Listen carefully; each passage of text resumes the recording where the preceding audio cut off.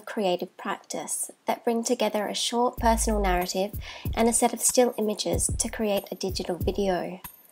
They are used internationally by a range of organisations and researchers to capture brief oral histories and marry them with images that contextualise and flesh out the narrative. Since 2005, creative industry faculty researchers have adapted digital storytelling for use in a variety of research contexts, including heritage, youth welfare, health, and international development, in collaboration with a range of external partner organisations. Here, two members of the creative industries faculty chat about how library collections can be used to create digital stories, how digital stories might become part of library collections, and the role of data in linking digital stories with the materials that are used to create them. First of all, I think the important thing is that that digital stories are able to be accessible through libraries and the material is accessible, because not too long ago you couldn't have even known if a digital story was in a library. So the fact that they're part of the collection material now is a huge step forward. A lot of personal digital stories are set in particular places or refer to particular moments in history, and because they combine the personal story as a voiceover with images, there's a huge opportunity to use images from the collections, whether they're historical images of that place or that time that that person's talking about. And so that has two benefits. I mean, it makes the collections more useful and more visible, and it also introduces people into what's there, because a lot of people aren't aware of the huge amount of material that's available through, say, Picture Australia and other initiatives like that. Well, digital stories is a method or a way you can make use of the collections to produce a digital story, and secondly, you can use the digital stories as a way of getting people into look at the collections to feel that they connect with it, because they're stories about everyday person, stories about people, and that's quite interesting to people to come into. Yeah, and there's a lot of that happening now, isn't there? But I guess the next step is to sort of come full circle, so that the digital stories, for example, are published alongside the relevant images, and metadata connects the two. So that as people are browsing through an image, they'll actually see, someone's made a digital story that uses this image.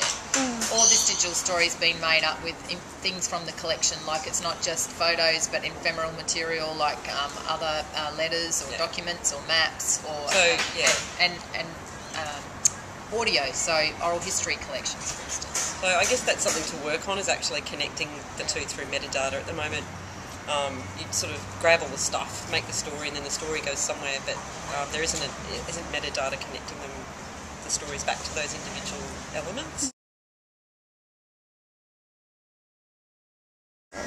But we actually don't have the technical means or standards yet to embed that metadata in the digital stories themselves, so that's a project for somebody. I know the library, the State Library, has been working on ways, and they do this at the Sound Museum, Sound Library in Britain, is that, for instance, you could read your transcript and then follow along with the audio. So the audio is playing and then you want to pull forward, it will immediately move forward on the transcript as well, so you can read and listen in time and move along quite freely through.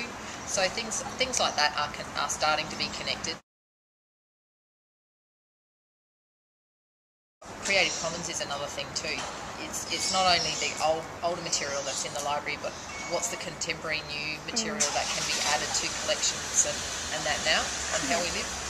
So that's where initiatives like the Flickr Commons are very important. But I think that we could do more in the way of public education, so that people actually routinely add the relevant tags and the right licenses to their images. We saw that particularly with the floods. There are a few people who, I've had a bit of a look, there are a few people who were deliberately providing flood images to be picked up, but there's millions of other images that were just shared using mobile phones through something like TwitPic, which actually doesn't even have an export function.